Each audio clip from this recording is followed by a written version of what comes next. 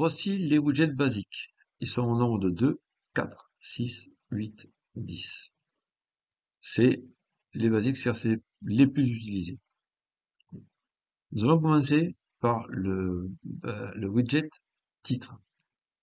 Voilà. Donc, on va d'abord créer une section. Voilà. Et on va y mettre à l'intérieur un titre. Voilà. Alors,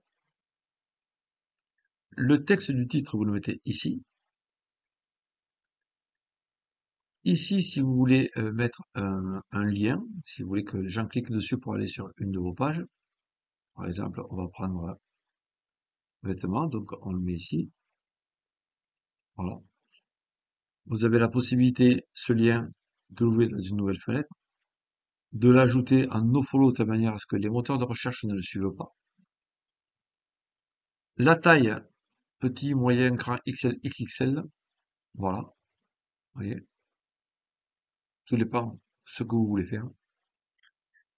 La balise, alors, pour information, si vous mettez en balise H1, sachez que il ne faut qu'une balise H1 par page. Voilà. Vous ne pouvez pas mettre plusieurs balises H1 par page.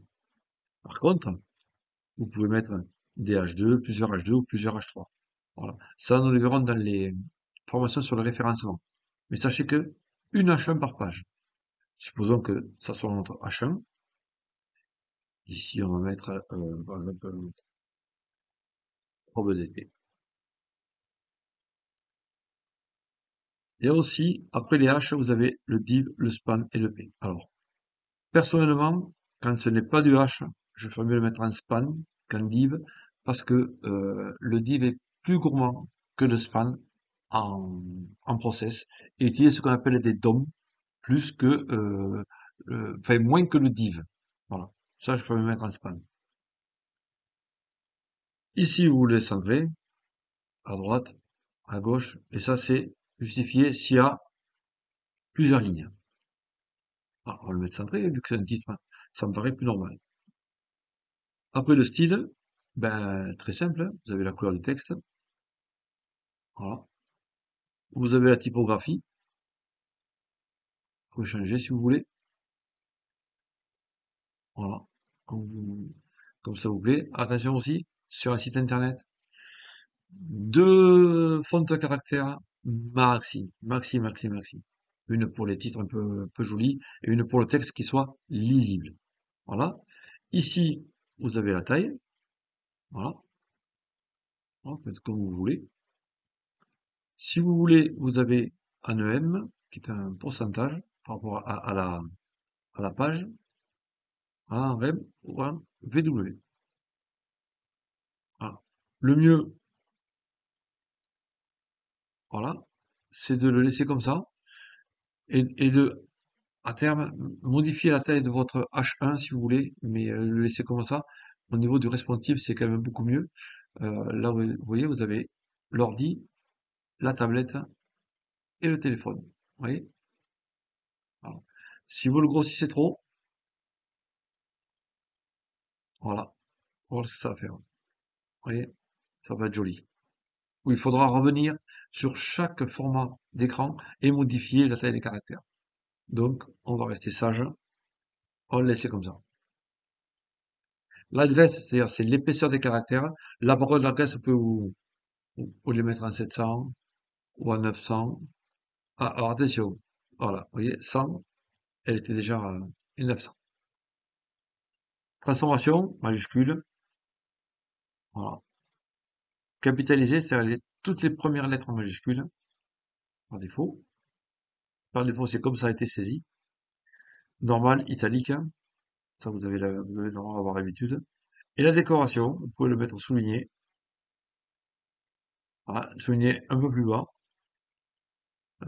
Surligné, par défaut, c'est-à-dire OK. La hauteur de la ligne, vous voyez, vous pouvez, voilà, l'aérer un petit peu, si vous voulez. Ça, c'est pas mal. Voilà.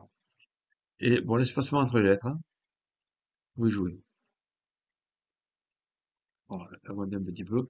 Alors, comme c'est un titre, vous pouvez vous permettre de faire un peu joli. Voilà.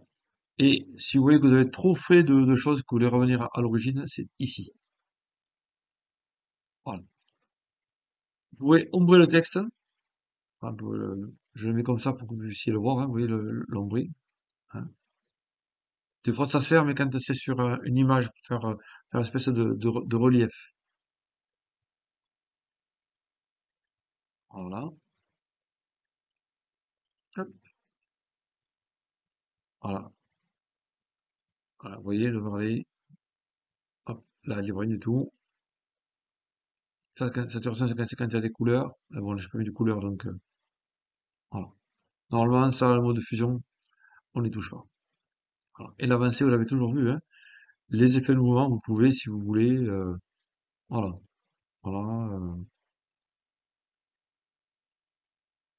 Ah oui, c'est rigolo, mais bon. Après, voilà, il faut vraiment en avoir l'utilité. Voilà. La durée d'animation, l'arrière-plan, si vous voulez, vous mettre une couleur plus ou moins heureuse. Voilà. Vous pouvez faire un dégradé aussi, si vous voulez. Partir du bleu ciel. Voilà. Le ciel rouge, vous voyez. Voilà. Linéaire ou radial. Voilà. Bon.